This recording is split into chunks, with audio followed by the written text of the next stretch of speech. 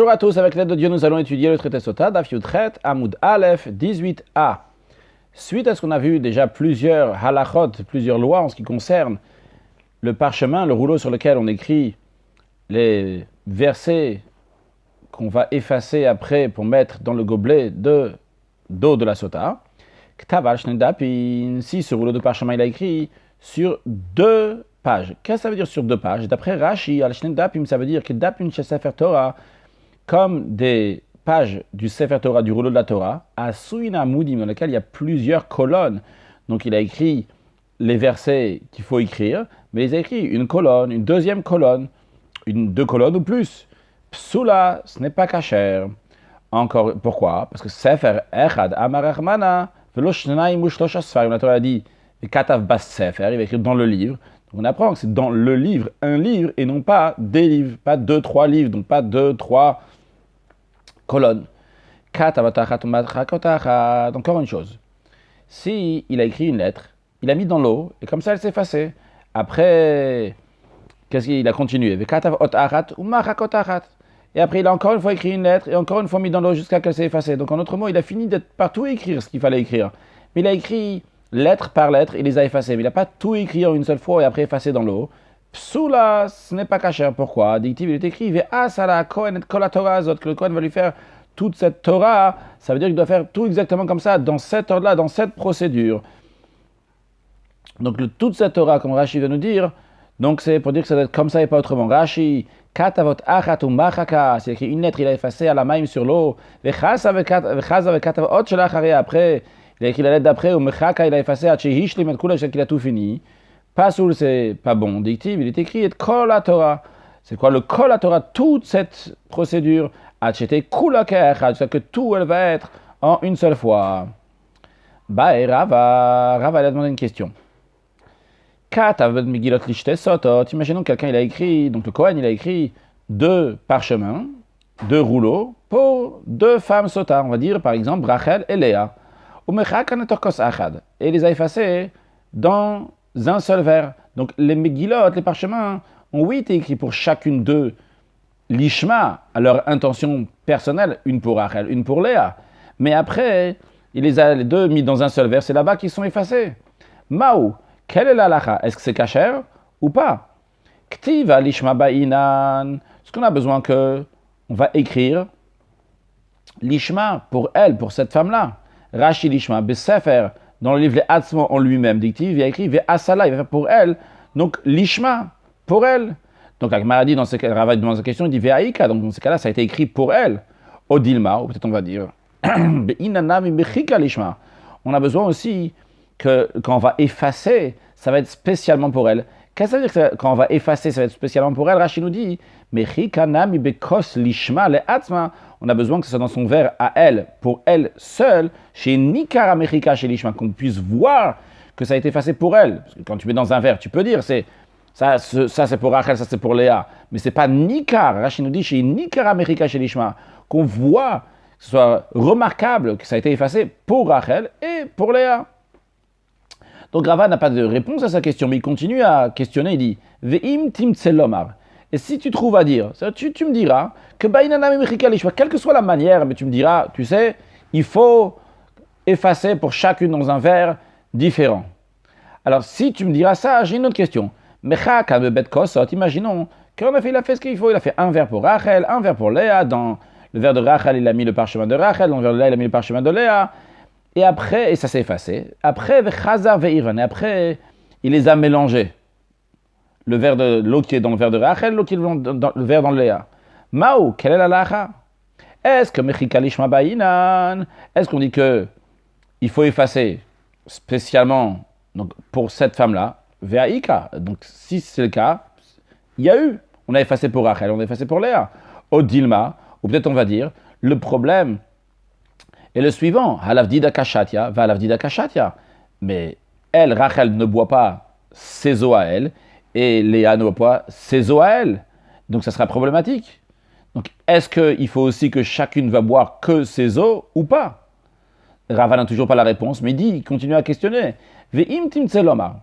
Et si tu vas me dire, tu as trouvé une raison pour me dire, quelle que soit la manière que tu vas me trouver, mais tu me diras, Halav dida kashat, ya halav dida kashat, tu vas me dire en effet c'est problématique parce que Rachel ne boit pas ses eaux et Léa ne boit pas ses eaux. Alors si tu me dis ça, je vais tourner comme ça. Chaza vechilkan, si après cela, il les a reséparés à nouveau. Maou, yesh brera ou em brera. C'est-à-dire, il a repris maintenant les gobelets, il a partagé à nouveau. Dans un gobelet, il a mis donc, de l'eau, dans un deuxième gobelet, il a mis de l'eau. Est-ce que maintenant on dit que yesh brera, brera c'est-à-dire qu'il y a une, qu'on peut séparer, si on est borer, on va trier, on va mettre de côté, mais ici, c'est pas seulement dans le sens de trier, mais ceci, est-ce qu'il y a une réparation, vu que maintenant il les a remis dans deux eaux, dans deux verres, au en brera, ou bien il n'y a pas de réparation, vu que maintenant les eaux ne sont pas les eaux de Rachel, ne sont pas les eaux de Léa. Gemara répond, Teiku. Teiku, ça veut dire que la question, elle reste. Comme on sait aussi que les initiales de Teiku, c'est Tishbi Yetaretz Kushot Veibayot, que lorsque Mashiach va venir, Eliyahu Hanavi va venir, il va répondre à toutes les questions qu'on a aujourd'hui. Donc en tout cas, on n'a pas eu de réponse à tout ça. On verra à la fin ce que le Rambam et le Posek, qu'est-ce qui tranche dans tous ces cas-là. Bae Rava a demandé Hishka Bessiv. Si le Kohen a fait boire à la femme, mais à travers une paille, il n'a pas bu directement du verre. Mao, quel est le din? Est-ce que c'est bon ou pas? Bishvoferet, s'il a fait boire avec un tube. Mao, quelle est la loi? Est-ce que der shtia bekar, est-ce qu'on dit que c'est une manière normale de boire, donc c'est bon? Ou un der shtia bekar, bien c'est pas considéré comme une manière normale de boire, donc c'est pas bon que la femme n'a pas bu comme il fallait. Teiku, sur ça aussi on dit que la question elle reste. Bae Ravashi a une question, nish pechum mehen. Si du gobelet d'eau de la sota, il y a une partie qui s'est renversée. Venish taïrou, mais il en reste encore. Venish taïrou même, il reste de ces eaux-là. Mao, quel est le din? Est-ce qu'on considère donc le reste, on dit c'est bon, elle peut les boire ou pas? En général, la femme, elle boit tout le verre. Tout le verre, c'est un demi-log, ce qui correspond à environ 172 millilitres. Mais est-ce qu'elle doit tout boire ou ça suffit qu'elle boit un peu? Mao, quelle est la loi? Teiku, sur ça aussi, Ravashi dit, la Gemara dit que ça reste en suspens. On n'a pas la réponse.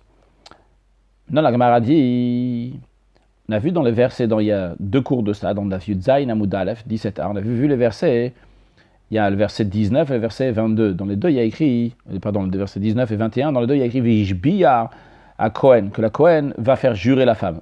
Donc il y a deux expressions que le Kohen va faire jurer la femme.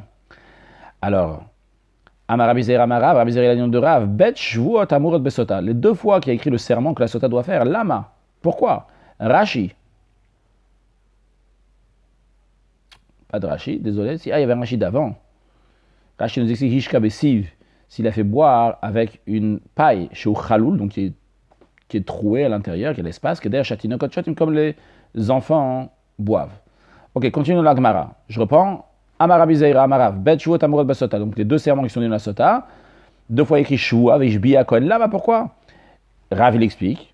Achat, Kodem Shin Mchika Megillah. Parce qu'une fois le Kohen a fait jurer avant que la Megillah soit effacée, le parchemin soit effacé, une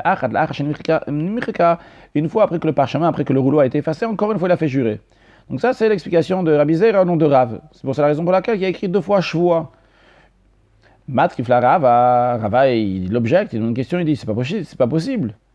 Tarvayu kodem shenim chika megillah ktivan. Les deux fois qu'il y a écrit dans la Torah Veishbiya qui va la faire jurer, les deux sont écrits avant que la Megillah ait été écrite. Alors pourquoi tu dis qu'une fois il a fait jurer avant que la Megillah ait été écrite, une fois après que la Megillah ait été écrite, une fois avant le parchemin, après le parchemin? Non. Dans la Torah, c'est écrit avant que j'ai dit écrite, c'est effacé. Donc les deux dans la Torah, c'est dit après avant que la Megillah ait été effacée. Donc ne me dis pas qu'une fois il a fait jurer avant que le parchemin soit effacé, une fois après que le parchemin a été effacé. Elle a Marava. Donc Rava il répond à la question. Il dit pourquoi il y a deux fois qu'il a écrit le serment? Les deux serments sont avant qu'on va effacer la Megillah. Mais seulement quoi? Une fois c'est un serment dans lequel il y a aussi une malédiction avec, et une fois c'est un serment dans lequel il n'y a pas de malédiction avec. Ce n'est pas accompagné de bénédiction. Rashi, Sheyesh Ima'ala, qui a une malédiction. D'où Rava il sort à dire qu'il y a un serment avec malédiction, un sang. Rashi dit tout simplement, parce que dans une des deux serments, il y a écrit Bishvua Ta'ala, que le Kohen va la faire jurer avec un serment de malédiction. Velekame, plus loin, juste après, là, tout de suite. Mais Faresh, on va expliquer. Hechidami, à quoi ça ressemble, de quoi s'agit-il, quelle est cette formule d'un serment qui est avec une malédiction. Donc la Gemara demande, la Gemara donc est d'accord sur le principe qu'une fois c'est un serment avec malédiction, une fois c'est un serment sans malédiction. Mais Hechidami, Shua Sheshima Allah. Quelle est la formule du serment qui a aussi une malédiction avec? On va voir plusieurs réponses. Amarav, malédiction de Rav, Mashbieni Alecha. Le Kohen dit, Mashbieni Alecha, je te fais jurer, Shelo Nitmet, que tu n'es pas devenu impur. Donc ça c'est une chose, un serment. Et après il rajoute, Sheim Nitmet Yavo Bir, car si tu es devenu impur, tu as fauté, eh bien les eaux vont s'introduire en toi. Rashi précise que Mashbieni Alecha, je te fais jurer. Lorsque le Kohen il dit je te fais jurer, il ne dit pas juste je te fais jurer, Bebeshem, c'est avec le nom de Dieu, ou Maskir Shem. Il mentionne donc le nom de Dieu lorsqu'il a fait jurer. Shelo Nitmet. Donc je te fais jurer, Shelo Nitmet, que tu n'es pas devenu impur, que tu n'as pas fauté.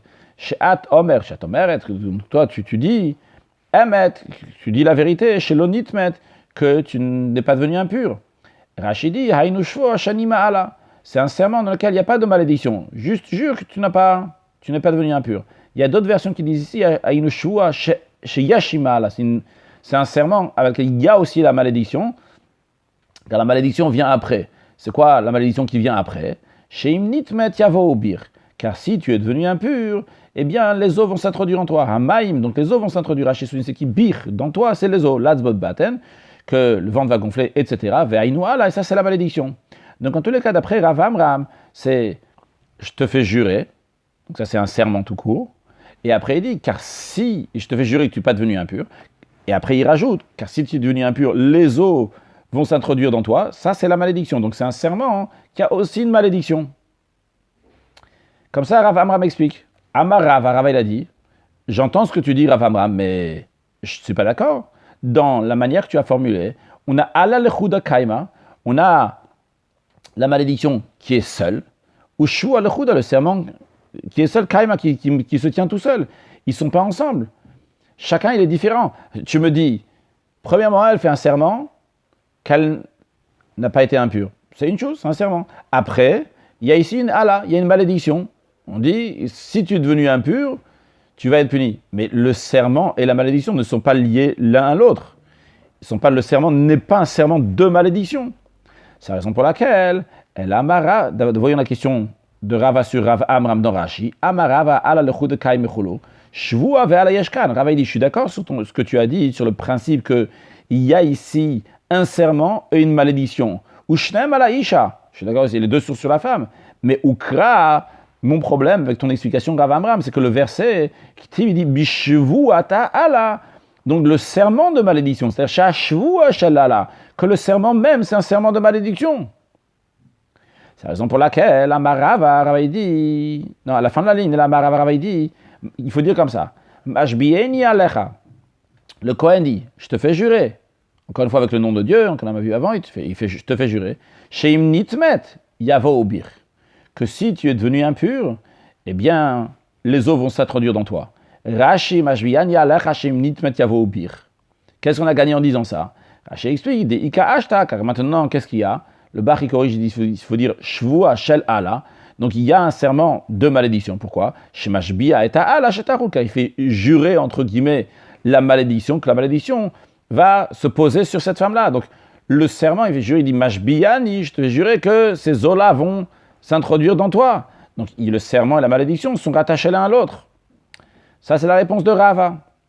Mais Amar Ravashi n'est pas d'accord avec Rava. Il dit Allah Ika. En effet, ici, il y a une malédiction. Mais shvu aleika, il n'y a pas de serment sur la femme. Rashi explique, shvu aleika, il n'y a pas de serment à la isha. Il y a un serment que la malédiction va venir. Mais la Torah, elle dit que la femme va jurer, que la femme va faire le serment. Et c'est ça le problème de Ravashi, comme Rashi l'explique. Shvu aleika la isha. Il n'y a pas de serment sur la femme, ou krakti, alors que le verset dit vihishbia et ta isha, qui va faire un serment à la femme, non pas seulement un serment sur la malédiction. C'est la raison pour laquelle elle a Ravashi donc la réponse finale. Comment il faut dire? Le Kohen dit à la femme, je te fais jurer que tu n'es pas devenu impur, tu n'as pas fauté. Ça, c'est un point. Donc, ça, c'est le serment que la femme doit faire. Et une deuxième chose, le serment avec ve'im nitmet yavo bir. Et si tu as fauté, que les eaux vont s'introduire dans toi. Rashi mashbiyan yalacha shelo nitmet ve'im nitmet yavo bir. Mashbiyan yalacha, je te fais jurer chez emet masham ata befanenu. Ça va être vrai ce que tu nous as dit devant nous, shelo nitmet, que tu n'es pas devenu impur. Deuxième chose, le serment de malédiction. Ve'im nitmet yavo bir chamaim. Et si tu es devenu impur, les eaux vont s'introduire dans toi. Des kaim ashua isha shelo nitmet. Comme ça, le serment, il est aussi bien sur la femme, que la femme fait le serment qu'elle n'est pas devenue impure, et aussi ve'a la shetachul, et aussi sur la malédiction, que la malédiction va se poser, va venir sur la femme. Alors, si vous remarquez la différence entre ce que Rav Amram a dit et Rav Ashi, c'est à une lettre de différence. Parce que si vous voyez Rav Amram, c'est dans la dernière petite ligne de la Gemara, qu'on a dit shelo nitmet, she'im nitmet yavobir. Donc le Kohen dit, je te fais jurer que tu n'es pas devenu impur, car si tu es devenu impur, l'eau va s'introduire dans toi. D'après Rav Ashi, il dit, mashbiani alecha shelo nitmet, je te fais jurer que tu n'es pas devenu impur, ve'im nitmet yavobir. Et si tu es devenu impur, ça va s'introduire dans toi. La différence est très grande, car si tu dis, je te fais jurer que tu n'es pas devenu impur, car si tu t'es rendu impur, les eaux vont s'introduire dans toi. Le car, c'est une conséquence qu'il va y avoir, mais sur ça même, il n'y a pas la chevaux, il n'y a pas le serment dessus. Par contre, si tu dis ve'im nitmet yavobir, et le et, ça rattache ce qu'il y a avant, c'est-à-dire que le choix, le serment que la femme a fait qu'elle n'est pas devenue impure, il y a aussi le serment sur la malédiction qui va venir après. Concluons avec la halacha et un mot de chassidut. Alors on a vu qu'il y avait plusieurs doutes sur comment se comporter dans certains cas dans la question que Rava nous a demandé. Donc le Rambam, dans Hilchot Sota Peridal et halacha Yud Aleph, il dit la chose suivante. S'il a écrit Shelo Lishma, donc c'était pas pour la femme elle-même, ou bien qu'il a effacé aussi Shelo Lishma, pas pour la femme elle-même, c'est pas soul, c'est pas bon. S'il a écrit 2 parchemins, 2 rouleaux, pour 2 femmes sotot, pour Rachel et Léa, et il les a effacés dans un seul verre, ou bien il les a mis dans 2 verres à la base, mais après il a mélangé dans un seul verre, il a fait boire les 2, c'est pas soul. Pourquoi ? Parce que chacune d'eux n'a pas bu sa Megillah à elle, son parchemin, son rouleau. Maintenant, si il a effacé dans 2 verres à la base, et après, il les a mélangés, et après, à nouveau, il les a remis dans 2 autres verres, il ne faut pas faire boire les femmes sota de sa Rachel et Léa, mais si, comme il les a fait boire chacune dans un verre, c'est kasher. Encore une chose, si les eaux sont renversées, eh bien, il écrit un autre parchemin, il la met encore d'autres eaux. Maintenant, si c'est renversé, il reste un peu d'eau, il reste encore de l'eau de sota, il ne doit pas les faire boire le reste, mais s'il les a fait boire, ça sera quand même kasher.